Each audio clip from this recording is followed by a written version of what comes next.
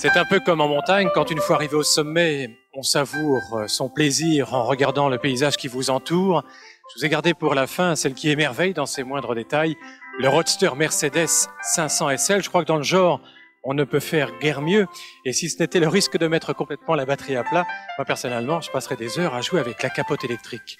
Le Roadster Mercedes 500 SL, un feu d'artifice sur Saint-Tropez. D'abord, les choses franchement désagréables. 710 000 francs et 2 ans et demi d'attente.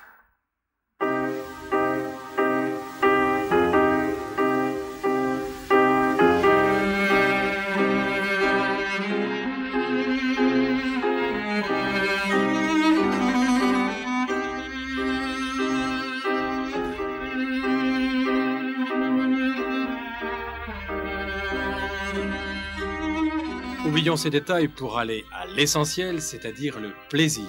Le plaisir des yeux d'abord, en savourant toute voile dehors, les lignes tendues et les rondeurs de la 500 SL dont la présentation, le degré de finition et d'équipement font franchement rêver.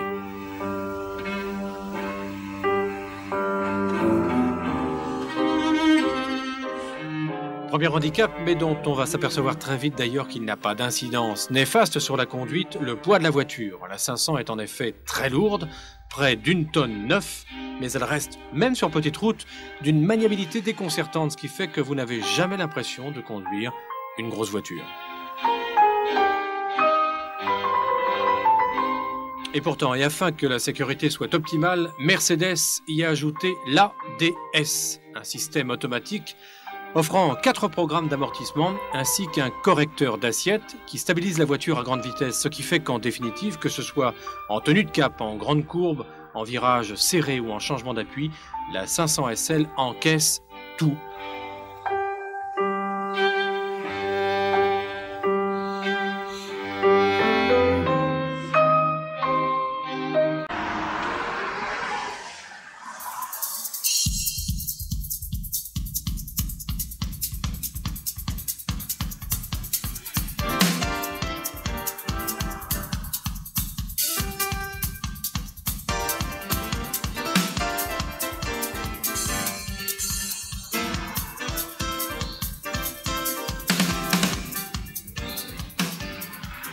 Toujours au chapitre sécurité, l'ASR, l'anti-patinage, et l'ABS, l'assistance électronique de freinage.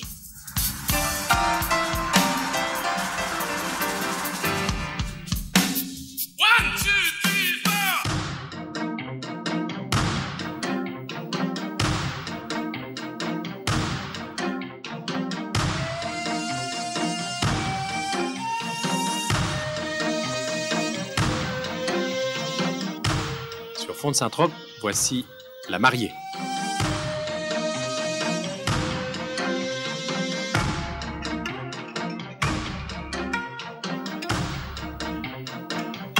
Boîte automatique, radio stéréo compact disque de série, air climatisé bien sûr. Et au cas où malgré tout la panoplie sécurité ne suffirait pas à vous rassurer, eh bien Mercedes a également prévu un arceau rétractable qui se relève automatiquement dès que la voiture risque le tonneau. En cas de choc, l'airbag est au volant.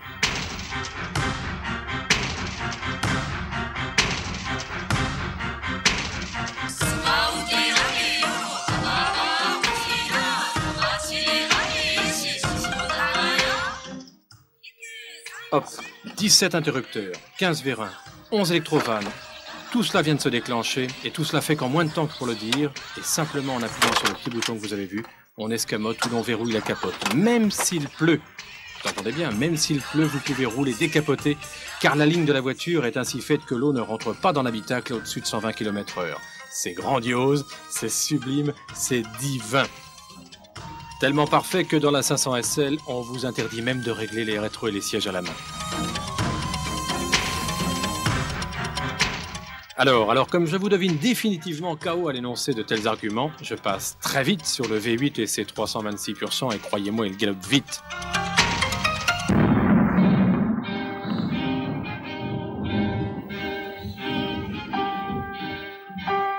« 7 secondes pour arriver à 100 km/h. La 500 SL tire plus vite que son ombre. Et à ce propos d'ailleurs, on se demande bien quelle voiture dans sa catégorie pourrait lui en faire.